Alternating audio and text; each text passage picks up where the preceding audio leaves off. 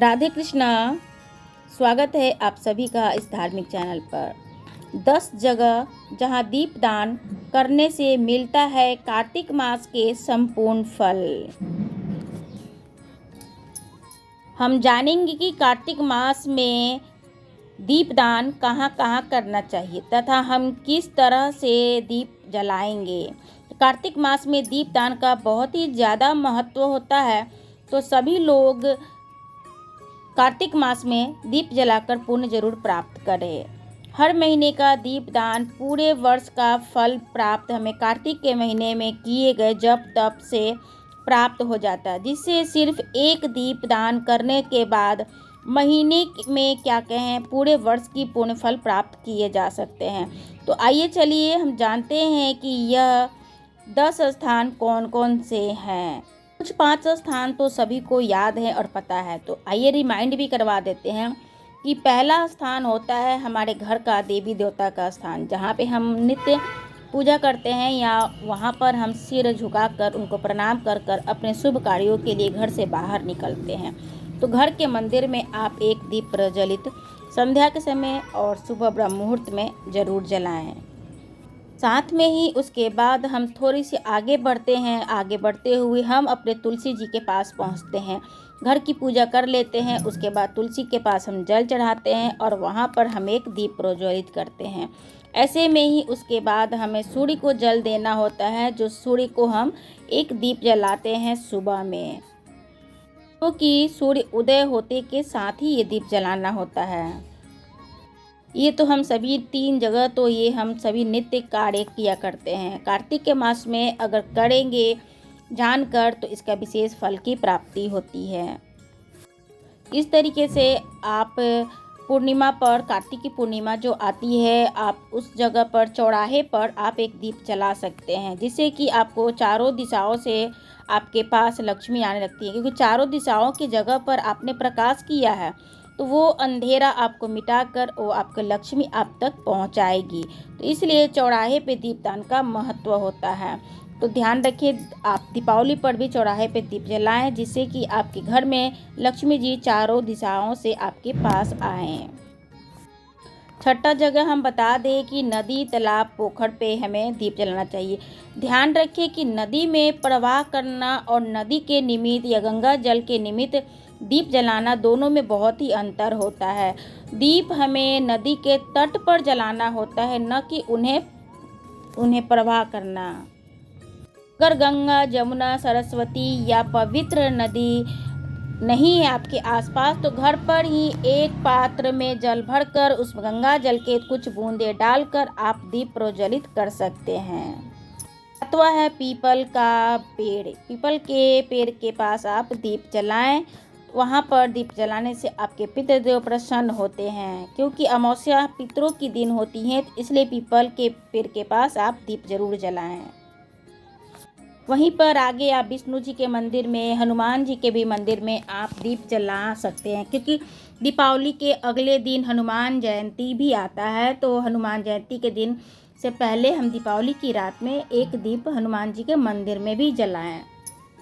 कार्तिक में आंवला नवमी पर तो हम आंवले के वृक्ष पर दीप जलाते ही हैं घी का, परंतु अगर हम कार्तिक पूर्णिमा पर जलाते हैं या कार्तिक की अमावस्या यानी दीपावली पर भी जलाते हैं तो बहुत ही शुभ होता है। तो इन तिथियों को बिल्कुल ना भूलें। इन सभी तिथियों पर, इन सभी 10 स्थान पर आप कार्तिक मास पर दीप जलाते हैं तो विशेष फल की प्राप्ति होती है। कार्तिक महात्म्य में स्पष्ट लिखा हुआ है कि अगर आप बिना अनजाने में अगर आप दीप दान पूजा पाठ ये करते हैं, जिनके आपको पता नहीं है कि इससे क्या फल प्राप्त होता है, मगर ये श्रद्धा से अगर आप ये कार्तिक के महीने में स्नान, दीप दान और किसी भी तरीके का दान आप कर रहे हैं तो इसका फल कई गुना बढ़ जाता है।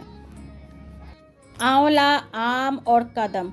तो कदम के वृक्ष के नीचे भी कृष्ण भगवान लीलाएं करते हैं, तो कदम के वृक्ष के नीचे भी, आम के वृक्ष के नीचे भी आप ये दीप दान कर सकते हैं।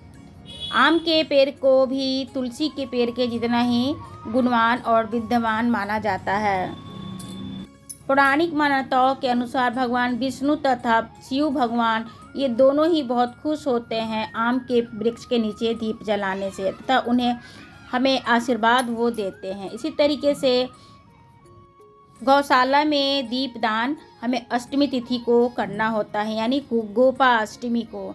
इस तरीके से गोपाष्टमी पर भी आप दीपदान करें। यहाँ तक कि आप अमावस्या के दिन यानी कि दीपावली के दिन, कार्तिक पूर्णिमा के दिन, गोपाष्टमी हो या ना हो तो आप कार्तिक पूर्णिमा के दिन या दीपावली के दिन आप गौशाला में दीपदान जरूर प्रज्वलित करें। ध्यान रखें कि गायों को कोई नुकसान ना हो, थोड़ी दूरी पर दीप सावधानी से जलाएं।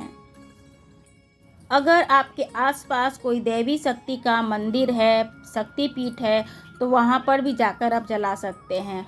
अगर आप नहीं पहुँच पाते हैं तो वहाँ का नाम लेकर भी दीप जलाएंगे तो वो आपका स्वीकार जरूर करेंगी।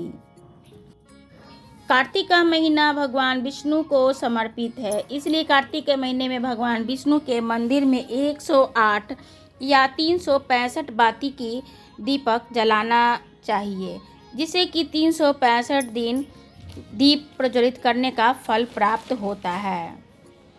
बता दें कि ऊंचे स्थान पर दीप जलाने से लक्ष्मी की प्राप्ति होती है। ये सभी लिस्ट जो हमने दीपदान का बताया है, कहाँ कहाँ पर करने से क्या फल की प्राप्ति होती है, तो ये कार्तिक महात्म की पुस्तक में आपको लिखा हुआ है। अगर कार्तिक महात्म आप पुस्तक नहीं पढ़ पा रहे हैं तो आप हमारे चैनल पर डेली लाइव चल रहा है, वहाँ पर भी कार्तिक महात्म की दीपदान का रहस्य को आप और विस्तार से जान सकते हैं।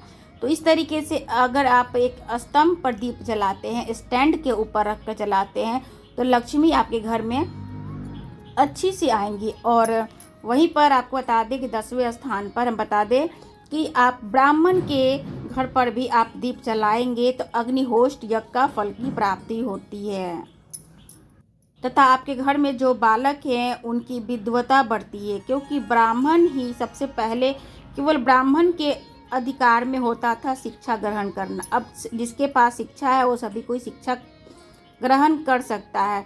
तो वो शिक्षा के निमित्त मतलब अगर चाहते हैं आप कि आपके बालक विद्वान हो तो ब्राह्मण के घर भी आप दीप प्रज्वलित कर इसका लाभ उठा सकते हैं। अभी तो हमने जाना कि दीपदान हमें कहाँ कहाँ पे करना है।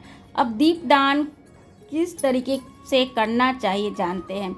घर में जो हम दीपदान करते हैं तो कोशिश करें कि एक ही दीपक में हम दीपदान करें। तो इसके लिए बेहतर है कि आप एक दिया पीतल का बना लें जिसमें आप घी की बाती का दीपदान करें। बाकी आप चौराहे पर, पीपल पर या मंदिर में आप दीपदान कर रहे हैं तो संभव नहीं है कि पीतल का दिया आप डेली लेकर जाएं। तो आप उसके लिए आप मिट्टी का नया बर्तन यानी मिट्टी का नया दिया इस्तेमाल करें। इस्तेमाल किए हुए दिए में से बत्ती निकालकर भी दीप नहीं जलाना चाहिए। मिट्टी के दिए के लिए हम कह रहे हैं, पीतल के बर्तन के लिए नहीं। मिट्टी का दीपक जब एक बार इस्तेमाल हो जाता है तो वो दीपक जूठा गिनती में आता है। और दीपदान आप जो भी करें, घी का, तेल का अथवा तिल का, ध्यान रखें कि पूरे महीने आपको एक ही सामग्री का इस्तेमाल करना। अगर घी का इस्तेमाल किए तो पूरे महीने घी कीजिए, तेल का किए तो तेल का करें। घी और तेल का उसमें महत्व नहीं होता है, पूरे महीने आपको दीप प्रज्वलित करने का महत्व होता है। कार्तिक के महीने में आप 108 की बाती नियम बना ले, या तो सोमवार को जलाना है या नित्य जलाना है। नहीं भी जला सकते हैं तो कुछ ये 5 त्यौहार जो होते हैं कार्तिक में, अमावस्या, पूर्णिमा और एकादशी, अष्टमी, गोपाष्टमी, आंवला नवमी, इन 5 तिथियों पर 108 बाती की दीपक जरूर जलाएं अथवा 365 दीपक की भी बाती आप जलाएं। एक दीप में भी आप 11 बाती डालकर भी जला सकते। इन सब की वीडियो अपलोड है हमारे चैनल पर। दीप जलाते वक्त इस मंत्र का उच्चारण भी जरूर करें। शुभम करोति कल्याणम आरोग्यम धन संपदा शत्रु बुद्धि विनाशाय दीपकाय नमस्तुते। दीप से रिलेटेड अगर कोई प्रश्न हो तो कमेंट जरूर कीजिएगा। वीडियो में बने रहने के लिए आपका धन्यवाद। जय श्री कृष्ण।